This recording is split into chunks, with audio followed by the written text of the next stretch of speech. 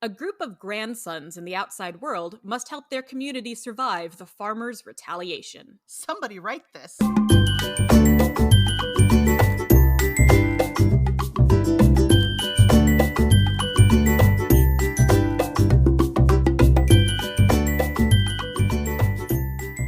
Hi, and welcome to Somebody Write This, where we use a random plot generator to give us an idea, and then we brainstorm how that could be a thing somebody might want to write. I'm Hannah. And I'm Jenny. And to help us with our brainstorming today, we have a guest. Let's welcome Chase Jacobs. Hi, Chase. Hello, hello. Hi, we're so excited you could join us on the podcast. We've been trying to get you on for a little bit, and today it finally worked out. Yay! Actually, Jenny, why don't you explain how you know Chase? So I play a D&D, and my dungeon master is Chase. And he is so much fun to play for. I mean, well, okay, last session, he killed us all, and now we're in the underworld. But, besides that... That did happen. True story. So we've now had both of our respected DMs from our D&D sessions on with us. So Chase, I would love to hear every person who plays D&D and especially who helms a game has their own particular style. Do you prefer creating entirely your own scenarios, or do you like riffing off of established stuff? What is your preferred method for running a game? There is definitely a lot of ripping off going, but it's not so much as ripping off of established D&D adventures, that people publish or online. It's more of ripping off other stories. So I tend to play I play video games, I read online comics and other stuff like that. And those kind of scenarios are generally where I get the majority of my inspiration as a dungeon master. Is there one that you keep going back to again and again and finding different ways to expand on that? So it tends to be more of whatever I'm playing at the time. And so it's a lot of different games. I wouldn't say that there's one that I keep going back to. There's obviously a lot of, like say World of Warcraft is one that's very good, that has a lot of different, it's something that I've been playing for, since it came out like 18 years ago, however long it's been now. So that's probably the biggest one as far as pure content. But yeah, it's whatever I'm playing at the moment. Yeah, as you're creating these scenarios and these worlds inspired by these other games you're playing, how much of it is just taken directly from those kinds of ideas, and how much of it is you tweaking the world, doing your own fan fiction version of it to say this is what I wish was in the game? Oh, there's definitely a lot of tweaking going on. Yeah, I try and make everything make a lot of sense for what the players are going through at any given moment, right? And definitely tweaking things to go and fit into the world that I've made, right? Because we're using a homebrew world that I've created, and homebrew gods and everything like that. So there's definitely a lot of twisting to be able to fit in there and have it all make sense in the end. I'm very curious about the way in which you go back to those games after having spent this sort of this immersive, expanding world that you created from that. Is it a different experience than going back and replaying those games or continuing on with those games? Do you see it or view it differently? Definitely some fun happening where I can go back and replay the games and then see this is where I did that thing in my own world, and I think that worked out better than the way it happened here. And so yes, it's definitely fun to do that and go back and see kind of what I've created in comparison to what actual professionals have done. So, and it's obviously not just me creating things. I'm, as a dungeon master, of course, just setting the stage, and my players very much play it out. So sometimes they come up with things that work a lot better than what I had in mind, and so that's another way that I enjoy it. D&D I find so fascinating because it is so collaborative, and collaborative storytelling or collaborative art making can be very difficult sometimes. So as the person kind of facilitating the whole thing, what are some things that you found to help really involve the collaboration of your players and not let it be one person, whether that be you or one very opinionated player, kind of running away with the show? There has been, hiccups and ways that the story hasn't gone, or at least the actions of the players hadn't gone in a way that I expected.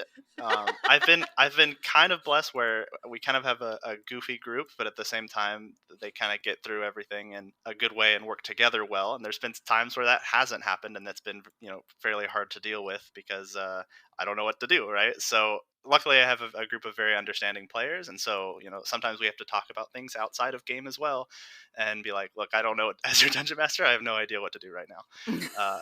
And those conversations has happened, right? So at the end of the day, it's just kind of I just like to continue forward and as long as I'm setting up the world, I kind of let them make a lot of the decisions that's going on. So that's kind of how I deal with it, I guess. All right. Well, we'll get a chance to check in with you more on some more story recommendations and stuff of your own at the end. But let's go ahead and let's jump on into our brainstorming. As always, about halfway through, I'll generate a random title which could help us or hurt us, and we will see where we go from here.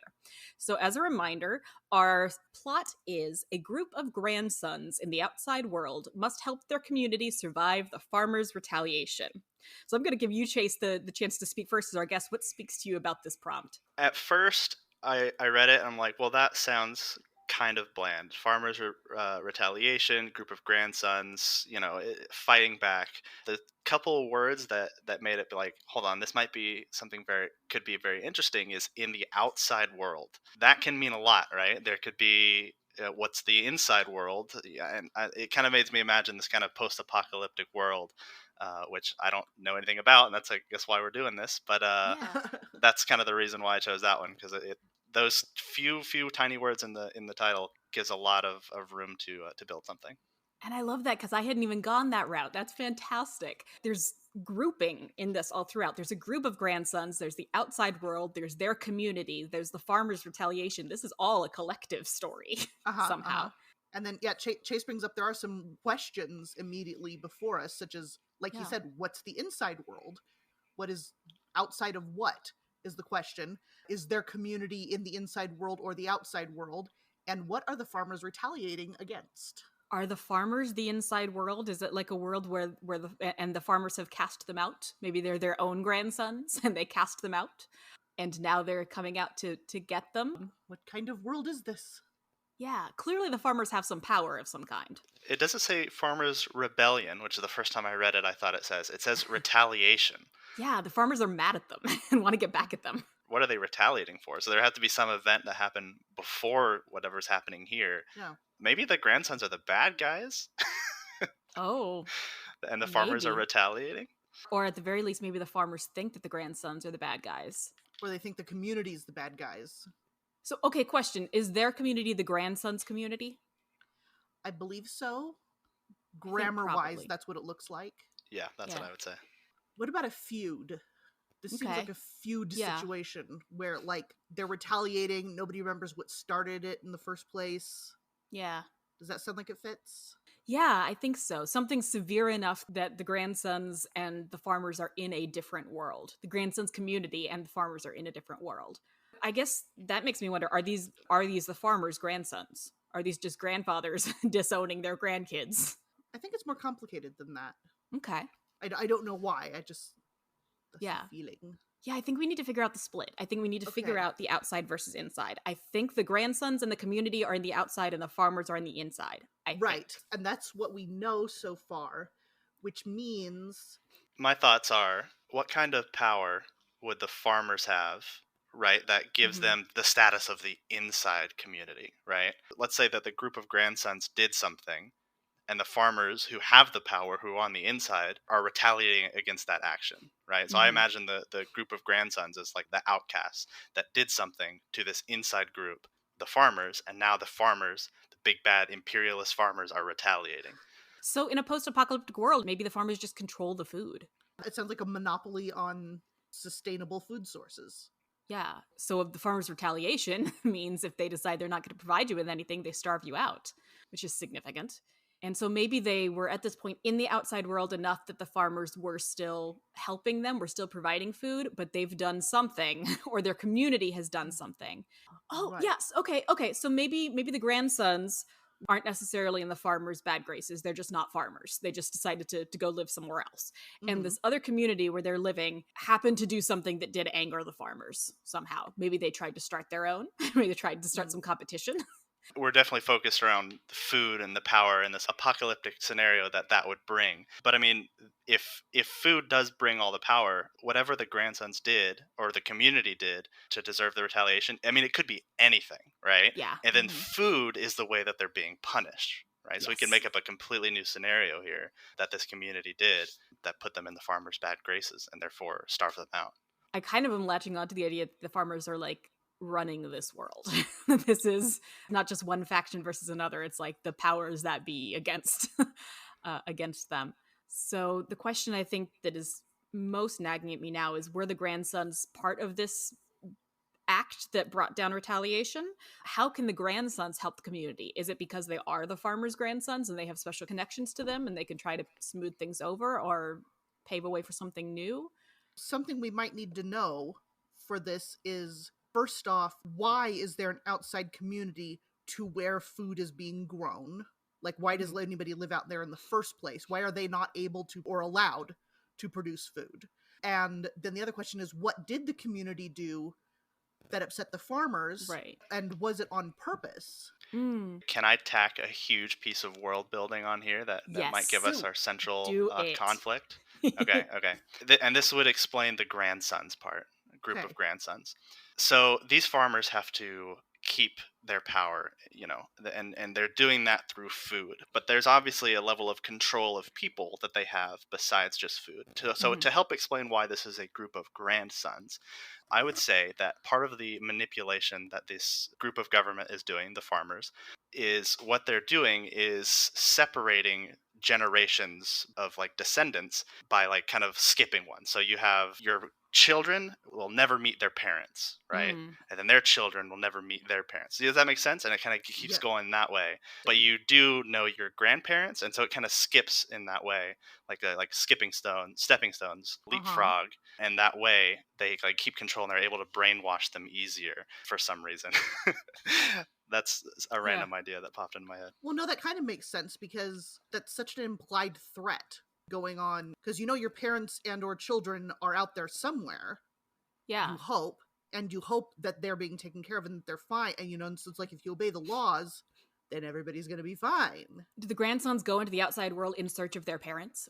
And they're like, I know my parents are out there somewhere. We're going to go find them. And then they find a community that maybe is just completely bucking this system, is like raising their kids there with them. Ooh. And they're like, I really love this. They adopt them as their, they might not be the grandsons' parents, but they're like, you can live with us as our, and we will be parents to you. And the farmers find out about this and are like, nope. Right, because that's against the law. Yeah.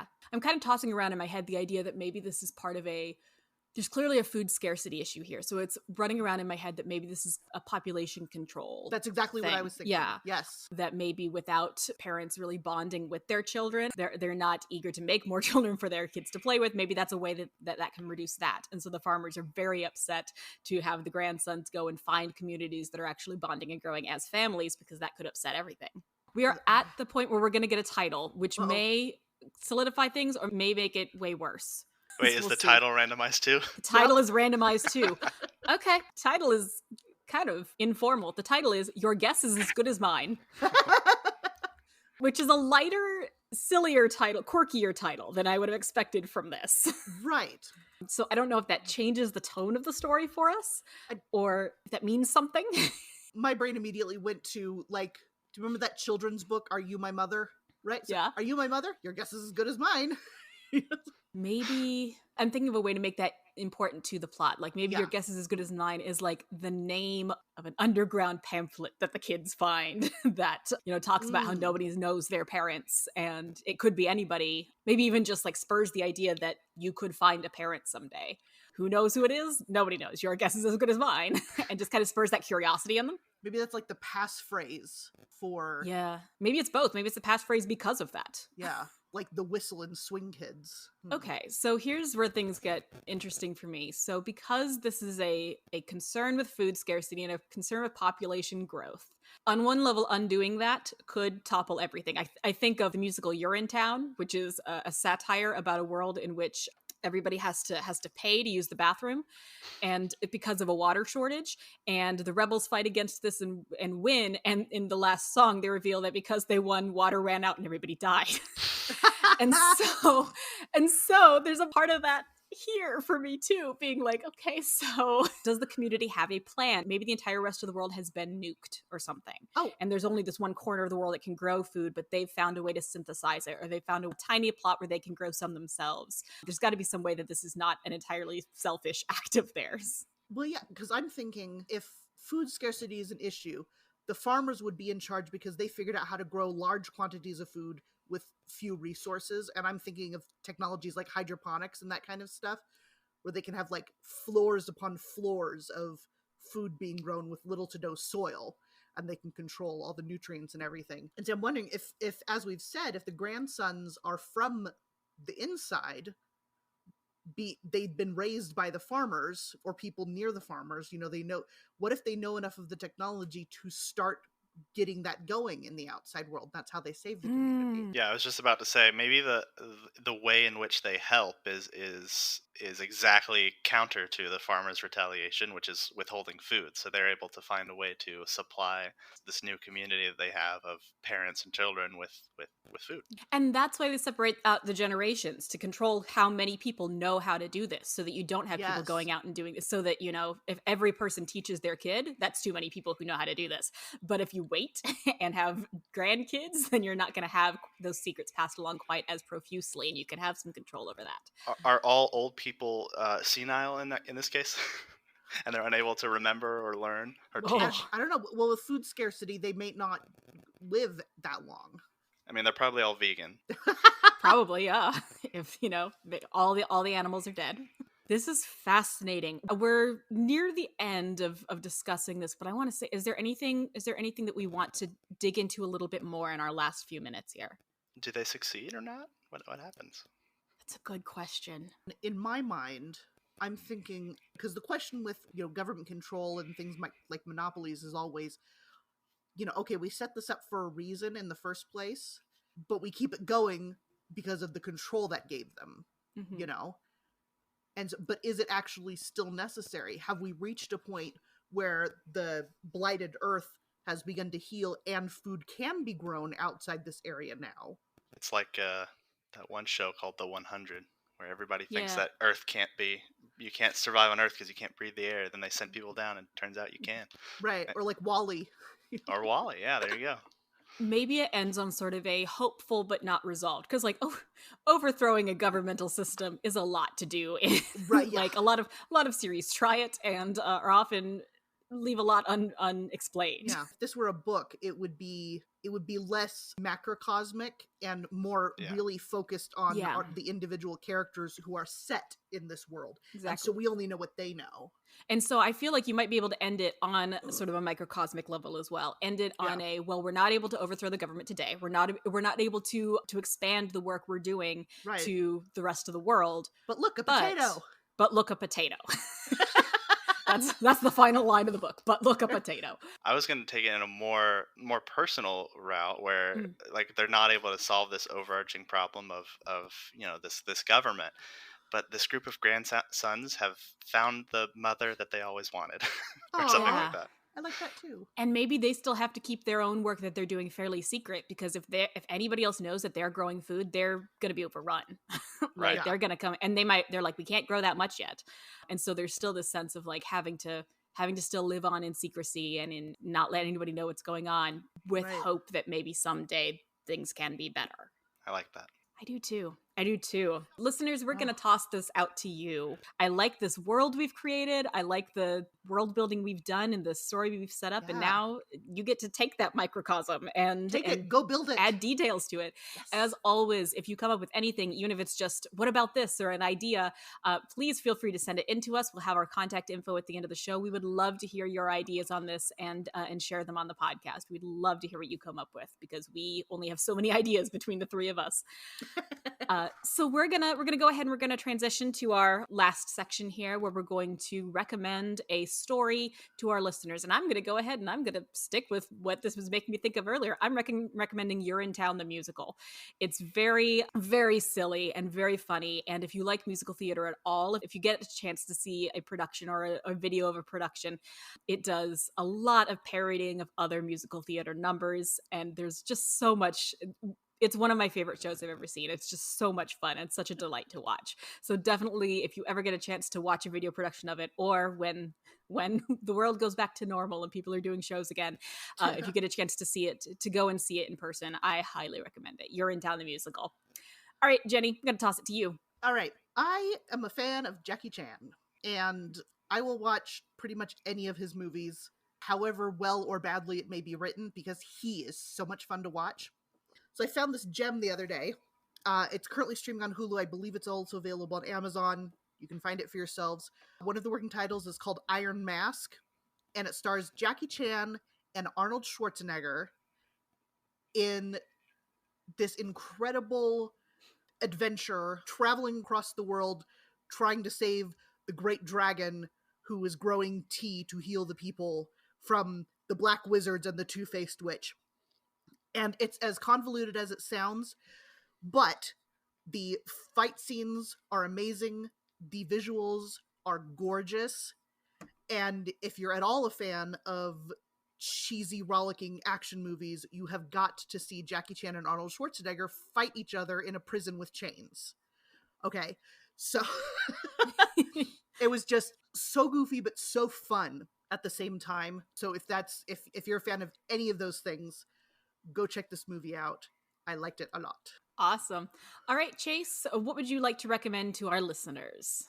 I recently stumbled upon a webcomic, which is a medium that I almost never partake in, and it has absolutely blown me away. It's called Wildlife. Yes. It is about a guy named Oscar Wilde, same name as the author, and he moves to a new town, and there's a lot of paranormal activity in this town, and it's a fantastic webcomic. It's so cute. I binged it in like 2 nights. I spent like 4 hours each night just going through. There's like eight volumes so far, and now I'm at my edge of my seat every week when it comes out, because there's only one panel a week he posts, right? For during each volume, and so now I'm like, I just want the next part of this conversation, but I have to wait an entire week for it. So yeah, that's what I've been keeping a lot of attention to as that comes out, and I would highly recommend. Oh my gosh, I'm so happy you reminded me of that, because I loved it too, and then it fell off my radar the last few years, so I'm going to go catch up today. I envy you. It's very good. Oh, awesome. All right, Chase, thank you so much for joining us on this podcast. This started off confusing and ended up being a really fascinating world that I want to know so much more about. Thank you so much for joining us for that. Yeah, thanks for having me. It's been great. All right, folks, that is our episode. And as a reminder, you can find us every other Thursday wherever you get your podcasts. Follow us on Twitter at WriteThisPod. And if you've been inspired by this episode and have questions or comments or a webcomic or anything else, email us at somebodywritethis@gmail.com. We'd love to hear from you. We'll be back with another episode in 2 weeks, and we'll see you then. And as they say, the scorpion stings him who helps it out of the fire.